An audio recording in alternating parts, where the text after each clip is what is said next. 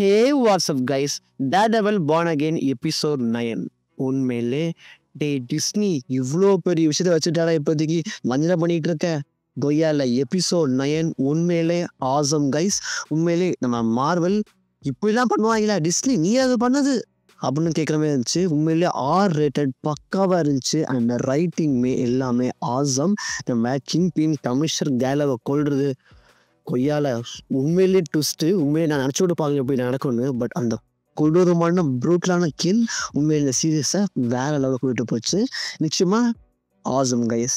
So இப்போதைக்கு நம்ம scene by scene plan பண்ணிடலாம். Let's start it. First of all நம்ம வெனஸா நம்ம பாயிண்ட் எக்ஸ்ட்ரா பேர் எடுக்க வராங்க. ஆக்சுவலி இப்போ நம்ம தெரிய வருது வெனஸா தான் நம்ம பாயிண்ட் எக்ஸ்ட்ரா ஹையர் பண்ணி ஃபாகியோட அந்த டெத்துக்கு காரணம்னு. பிகாஸ் ரெட்வுட் ப்ராஜெக்ட்டுக்கு வெனஸா தன்னோட ஆர்ட்ஸ் அண்ட் தன்னோட எல்லா மணி லாண்ட்ரிங்குமே அவங்க அந்த ரெட் ஹூக்கில் தான் பண்ணுறாங்க. அதுக்கு தடையாக இருக்கிறது ஃபாகியோட அந்த குட்டி கேஸ் தான். ஸோ அதுக்காக நம்ம பாயிண்ட் எக்ஸ்ட்ரா ஹையர் பண்ணி ஃபாகி அவங்க கொலை பண்ண வச்சுருக்காங்க.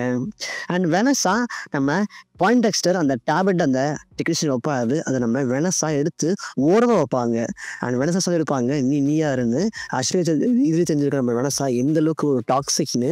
பிகாஸ் அந்த மாத்திரை எல்லாமே நம்ம பாயிண்ட் எக்ஸ்ட்ரா குணப்படுத்தும், தன்னோட மைண்டை சுத்தப்படுத்தும். பட் அந்த மாத்திரை வேணாம், நீ சைக்கோவாக இரு, நீ ஒரு சைக்கோப்பதாக இருந்து எல்லாரையும் கொலை பண்ணுன்னு நம்ம வெனஸா நம்ம பாயிண்ட் எக்ஸ்ட்ரா தூண்டிருப்பாங்க. ஸோ இதுவே சொல்லுது நம்ம வெனஸா எந்த அளவுக்கு ஒரு ஈவல்னு. அண்ட் நீங்கள் பேக்ரவுண்டில் பார்த்துருப்பீங்க do more of what makes you happy அப்படின்னு போடப்பட்டிருக்கும். இது பாயிண்ட் எக்ஸ்டருக்கு எக்ஸாக்டாக பொருந்தும். ஏன்னா காமிக்கில் பாயிண்ட் எக்ஸ்டர் மக்களை கொள்வது அவரோட ஹாப்பிக்காண்டி பண்ணுவார், தன்னோட சுய சினஸுக்காண்டி இதெல்லாம் பண்ணுவார். அதை காமிக்கிற வகையில் அந்த பின்னாடி போடப்பட்டிருக்கும். ஆசம். அண்ட் மேட் இப்போதைக்கு நம்ம பாயிண்ட் எக்ஸ்டர் அந்த புல்லட்டை வாங்கி இப்போதைக்கு ஹாஸ்பிட்டலில் படுத்து கிடப்பார். அண்ட் மேட்டு முதல்ல இருந்தோடனே அவர் கேரன் அப்படின்னு சொல்லுவார். ஆக்சுவலி மேட்டுக்கு ஒரு ட்ரஸ்டபுளான பர்சன் வேணும் ஃபாகியோட இந்த கேஸை பேச. அண்ட் ஃபாகிக்கு நம்ம மேட்டுக்கோ ஒரே ஒரு ஃப்ரெண்ட் நம்ம கேரன் மட்டும்தான். அதனால் அவர் கேரன்னு கத்திருப்பார்.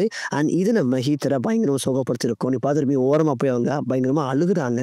ஏன்னா நான் இருக்கும்போது என்ன பண்ண பேரை சொல்கிறானே அப்படின்னு ஒரு காண்டு நிச்சயமாக இருக்கும். நிச்சயமாக 2 பேருக்குள்ள ஒரு பிரிவினை ஏற்பட வாய்ப்புகள் நிறையா இருக்குது. அண்ட் நம்ம கிங்பினும் வெனஸாவும் இப்போதைக்கு இந்த இடத்துல இருக்காங்க. அண்ட் கிங்பின் சொல்கிறாரு, எனக்கு எல்லாமே தெரியும் வெனஸா, நீ என்னென்ன பண்ணிட்டு எல்லாமே தெரியும், ஏன் கவலைப்படுற, இப்போ நான் ஒன்றா பண்ணுவோம் அப்படின்னு அவர் இப்போ கூட்டில் ஒரு ஆளாக ஆறாரு. சொல்கிறாரு, நீ அந்த மணி லாண்ட்ரிங்க மில்லியனில் பண்ணனா, நான் இப்போ மேயர், இப்போ நம்ம அதை பில்லியனில் பண்ணலாம் அப்படின்னு அந்த 2 பேருமே அந்த கூட்டுக்காரவங்க 2 பேருமே ஒன்றா ஆறாங்க. ஸோ இப்போதைக்கு 2 அந்த வில்லன்ஸுமே ஒன்றா ஆறாங்க. நம்ம கிங்பினாக இருக்காரு, அவர் மேயராக யோசிக்காமல் இப்படி கிங்பினாக யோசிக்கிறாரு. எனக்கு எது லாபமோ அதை நிச்சயமாக பண்ணுவேன், அதான் எனக்கு முக்கியம் அப்படின்னு இப்போதைக்கு மேயர் உடம்புலேருந்து ஒரு கிங்பின் வெளியே வரான். ஸோ எல்லாமே நம்ம கிங்பினுக்கு பெனிஃபிட்டாக மட்டும்தான் பண்ணுவார்னு நீங்கள் நல்லாவே புரிஞ்சுக்கலாம். அந்த கிங்பின் இப்போதைக்கு ஆன்டி விஜிலான்டி டாஸ்க் ஃபோர்ஸை பப்ளிக்காக ஓப்பனாகவே அவர் ஃப்ரீயாக்க பார்க்குறாரு. யாரை வேணால் விசாரிக்கலாம், யாரை வேணால் பொறுத்துடலான்னு ஒரு அதிகாரத்தை கொடுக்க விரும்புகிறாரு. பட் அங்கே இருக்கிற நம்ம கமிஷன் கேலோ ஷீலா யாருமே ஒத்துக்கல. அண்ட் நியூயார்க் மொத்தமாகவே மார்ஷல் லா ஃபுல் ஊரடங்கு போட அவர் உத்தரவு கொடுக்குறாரு. பட் ஷீலாக்கும் கேலாக்கும் அது சுத்தமாக பிடிக்கவே இல்லை. நம்ம ஷீலாவோட பயப்படுறாங்க. பட் நம்ம கேலாவுக்கு ஒத்துக்கவே மாட்டேங்கிறாரு. அண்ட் கிங் பின் அப்போ தான் நம்ம பக்கிட்ட எப்படி இருக்கா மேட்டு, நல்லா இருக்கானா அப்படின்னு நல்லா விசாரிப்பார். சொல்லுவார், அவன் நல்லா இருக்கக்கூடாது, அவன் நிச்சயமாக நீ கொன்னே ஆகணும், ஒரு இறந்து போன ஒரு விஜிலான்ட்டி விட பெட்டர் அப்படின்னு விஷயம் பண்ணுவார். அது இவன் இறந்து போயிட்டார்னா விஜிலான்ட்டி கொண்டு இருக்கா அப்படின்னு சிம்பத்தியை வச்சு நிச்சயமாக நிறைய ஓட்டு வாங்கலாம். அண்ட் எல்லாருக்குமே விஜிலான்ட்டி மேலே ஒரு கெட்ட பேராக கொண்டு வரலாம். அதுக்காண்டியே நம்ம மேட்டை கொல்ல நம்ம பக்கை நம்ம கிங்பின் அனுப்புகிறாரு. நம்ம ஷீலா கிட்ட கமிஷனர் என்ன சொல்கிறாருன்னா, நீ இது மாதிரி பொறுத்துட்ருக்க, நிச்சயமாக நம்ம கிங்பினுக்கு ஒரு கடிவரை கட்டியே ஆகணும், நான் நாளைக்கே அல்பானி போய் கவர்னரை மீட் பண்ணி இதுக்கு ஒரு முடிவு கட்டியே தீருவேன் அப்படின்னு நம்ம கமிஷனர் கேல பேசிகிட்டு இருக்காரு. அண்ட் நம்ம கமிஷனர் நம்ம ஷீலா கிட்ட உதவியும் கேட்டுருப்பாரு, நீ எனக்கு ஹெல்ப் பண்ணுவியா, என்னெல்லாம் நம்ம வர முடியாது அப்படின்னு ஷீலா சொல்லிட்டு, உங்களுக்கு ஏதாச்சும் ஆதரவு என்ன கேளுங்க, நான் உங்களுக்காண்டி பேசுகிறேன் அப்படின்னு சொல்லிட்டு அங்கேருந்து அவங்க போயிடுவாங்க. அண்ட் இப்போதைக்கு பக் என்ன பண்ணான்னா நம்ம மேட்டை கொலை பண்ண ஹாஸ்பிட்டலுக்கே போகிறாரு. பட் அவர் அங்கே வரும்போது நம்ம மேட்டுக்கு தெரிஞ்சிருச்சு. பிகாஸ் மேட்டுக்கு சூப்பர் ஹியரிங் சென்சிட்டிவ் எபிலிட்டி இருக்குது. அது மூலிமா அவர் தெரிஞ்சுக்கிறாரு. அண்ட் அது வர முன்னாடியே இயர் ஃபுல்லாகவே இருட்டாயிடுது. ஃபுல்லாகவே பவர் ஷடவுன் ஏற்படுது. இதை உருவாக்குறது நம்ம கிங் பின்னா. அண்ட் மேட்டுமே அங்கேருந்து எஸ்கேப் ஆகி அவரோட அப்பார்ட்மெண்ட்டுக்கு போகிறாரு. அண்ட் உள்ளே போய் பார்த்துருப்பீங்க, அவர் மாதிரியே சிரிச்சுட்டு போயிருப்பார். அவரோட மூஞ்ச ஒரு ஸ்மைல் காமிக்கப்பட்டிருக்கும். பிகாஸ் அவரோட ஓல்ட் ஃப்ரெண்ட் பேக், நம்ம punisher will be back. Punisher அதை தெரிஞ்சுக்கிட்டு அவருக்கு ஒரு குட்டி ஸ்மைல் காலையில் காமிக்கப்பட்டிருக்கும். நம்ம ஃப்ராங்க் சொல்லியிருப்பாரு, எனக்கு ஒரு ஃபோனில் வந்துச்சு, உன்னை தாப்பா சொல்லி யாரோ கேட்டாங்க, ஸோ நான் வந்தேன் அப்படின்னு விஷயம் பண்ணியிருப்பாரு. ஆப்வியஸ்லி நம்ம தெரிஞ்சிருக்கோம் இந்த ஃபோன் கால் யாருன்னு. நம்ம கேரன் தான். ஸோ இப்போதைக்கு நம்ம கேரன் நம்ம ஃப்ராங்குக்கு ஃபோன் அடிச்சு இந்த மேட்டை காப்பாற்ற அவங்க வீட்டுக்கே அனுப்பிச்சிருக்காரு. அண்ட் டாஸ்க் ஃபோர்ஸ் ஆல்ரெடி அவங்க வந்துட்டு இருப்பாங்க. அவங்க உள்ள வந்து பார்த்துருப்பீங்க, இங்கே ஒரு அமேசிங்கான டீல் காமிக்கப்பட்டிருக்கோம். அவங்க வந்தோடனே அப்படியே ஆஸ்பெக்ட் ரேஷியோ குட்டியாகும். நம்ம எப்போனா நம்ம டேர்டெவில் அது நம்ம மேட் மோடாக் எப்போ அதனோட ஹியரிங் எபிலிட்டி யூஸ் பண்ணுறாரோ அப்போ மட்டும்தான் ஆஸ்பெக்ட் ரேஷியோ குட்டியாகும் அண்டு லென்த்தன் ஆகும். ஸோ இது மீனிங் என்னென்னா, நம்ம மேட் வந்து அந்த அப்பார்ட்மெண்ட்லேருந்தே அவர் கவனிச்சிட்டு இருக்காரு. ஒவ்வொரு அசைவுகளையும் டாஸ்க் ஃபோர்ஸ் என்ன பண்ணுறாங்கன்னா அவர் கவனிச்சிட்டு இருக்காரு. அது பயங்கரமாக அவங்க அந்த ஆஸ்பெக்ட் ரேஷியோ வச்சு பயங்கரமாக காமிச்சிருப்பாங்க. அண்ட் சண்டை ஆரம்பிக்குது. கட்டை பறக்க தக்காளி தெறிக்கன்னு ரத்தமாக தெரிச்சு கொட்டுது கைஸ். நம்ம டேர்டெவில் பனிஷர் பயங்கரமாக 2 பேரும் மாறி மாறி மாறி மாறி வெளுத்து கட்டுறாங்க. அன்றைக்கி பார்த்துருப்பீங்க, ஒரு குட்டியாக இன்ட்ரெஸ்டிங் டீட்டெயில் காமிக்கப்பட்டிருக்கும். நம்ம டேர்டெவில் ஃபைட் பண்ணும்போது கேமராக்கள் பயங்கர ஃபாஸ்ட்டாக மூவ் ஆகும். ஏன்னா நம்ம டேர்டெவில் ஒரு அஜிலான பர்சன், பிகாஸ் அவர் பயங்கரமாக ஃபைட் பண்ணுவார். பட் நம்ம பனிஷர் ஃபைட் பண்ணும்போது கேமராக்கள் ரொம்ப ரொம்ப ஸ்லோவாக மூவ் ஆகும். பார்த்துருப்பீங்க. பிகாஸ் நான் பனிஷர் ஒரு டேங்க் மாதிரி தான் பயங்கரமாக எல்லாருமே ஒவ்வொரு ஆளுமே ருசித்து கொள்ளுவார். பார்த்துருப்பீங்க, ஒரு ஆளெல்லாம் அந்த டேபிளில் படுக்க போட்டு தலையில் பல புல்லட் இறக்குறாரு. இன்னொரு ஆளை கத்தி வச்சு குத்திக்கிட்டே இருக்கிறாரு. அவன் இறந்து போயிட்டாங்க, பட் குத்தி அந்த கொல்லை பொடி வெளியே எறிகிறாரு. ஸோ பார்த்துருப்பீங்க நம்ம எந்தளவுக்கு நம்ம பனிஷர் ஒரு பியூட்டிலான ஒரு ஆள்னு காமிக்கப்பட்டிருக்கோம். அண்ட் இப்போ தான் தெரிய வந்து நம்ம எக்ட்ரையில் கொண்டு வந்து கோல் அந்த போலீஸ் ஆஃபீஸர் நான் அப்பயே கெஸ் பண்ணேன். பட் இப்போதைக்கு அது கன்ஃபார்ம் ஆகிடுச்சு. மேட் வந்து இவனை கொல்ல வேணாம்னு டிசைட் பண்ணிட்டு அங்கேருந்து போக அங்கே தான் அவங்க கோலை தூக்கி போட ஸோ உண்மையிலே உள்ள அந்த கோலை இறந்து போயிருப்பார். அண்ட் நம்ம பனிஷரும் டேர்டெவில் அங்கேருந்து மேலே குதிச்சு தப்பிச்சிடுறாங்க. ரெண்டு தப்பிச்சு கீழே வர அப்போ தான் அவங்க கேரனை மீட் பண்ணுறாங்க. அண்ட் அவங்க 3 பேருமே நம்ம ஃப்ராங்கோட ஹைடுக்கு போகிறாங்க.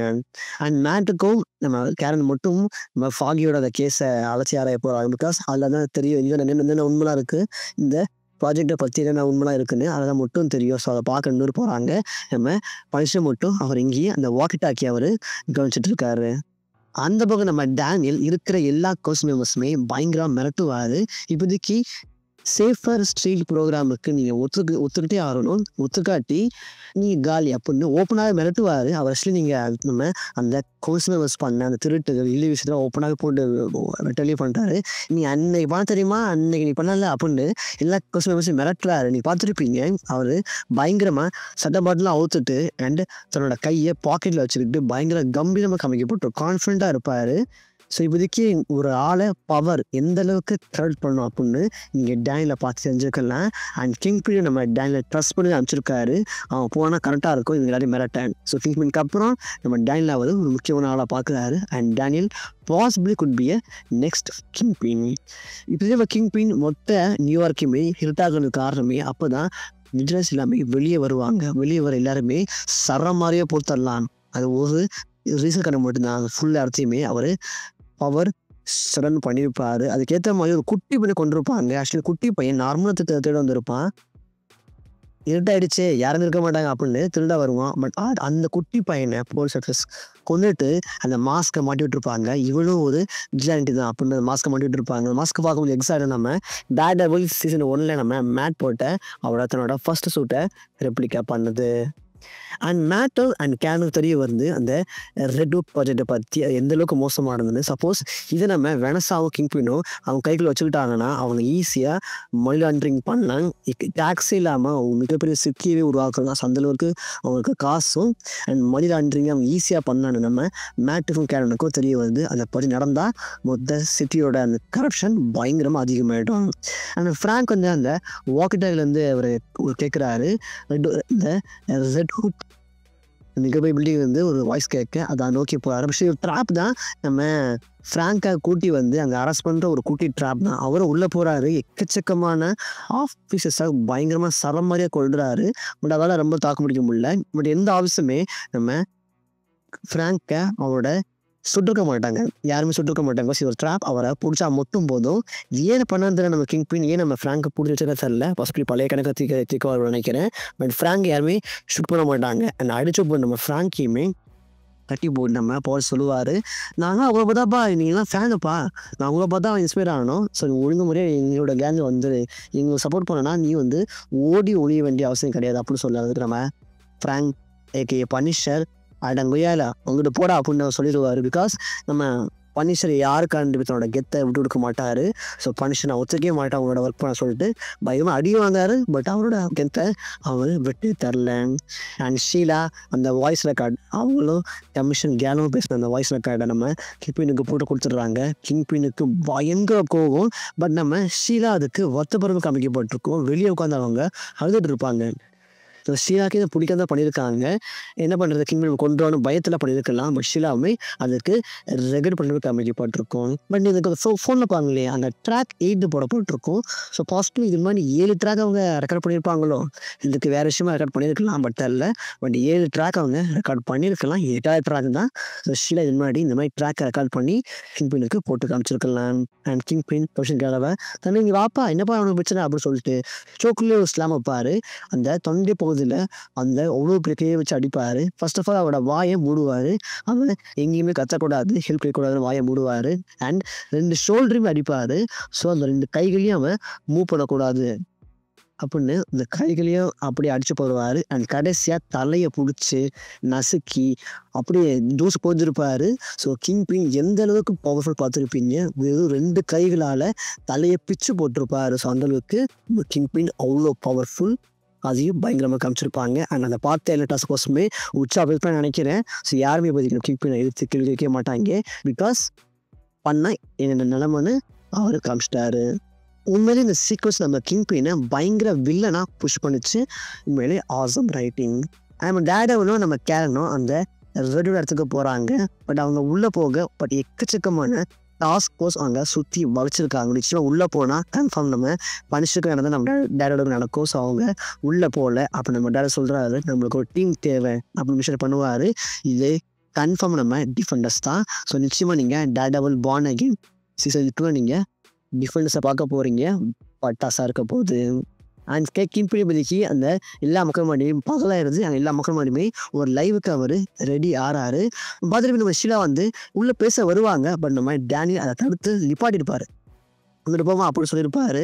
ஆக்சுவலி பார்த்துருப்பீங்க நம்ம டயல் எந்த அளவுக்கு நம்ம கிங்பினோட க்ளோஸ் ஆகிட்டாருன்னு. பிகாஸ் ஒரு ஷியராக வந்து நிப்பாட்டுவாங்க. அப்படி இப்போதைக்கு டயல் நிப்பாட்டுறாரு. ஸோ டயல் நம்ம கிங்பினுக்கு ரொம்ப ரொம்ப க்ளோஸ் ஆகுது. அதை பயம் காமிக்கப்பட்டிருக்கோம். அண்ட் கிங்பின் சொல்கிறாரு இப்போதைக்கு விஜிலன்ஸ் எல்லாமே இல்லீகல், அப்படி பேர் வச்சாலே நாங்களோட சரமாரியாக கொள்ளுவோம்.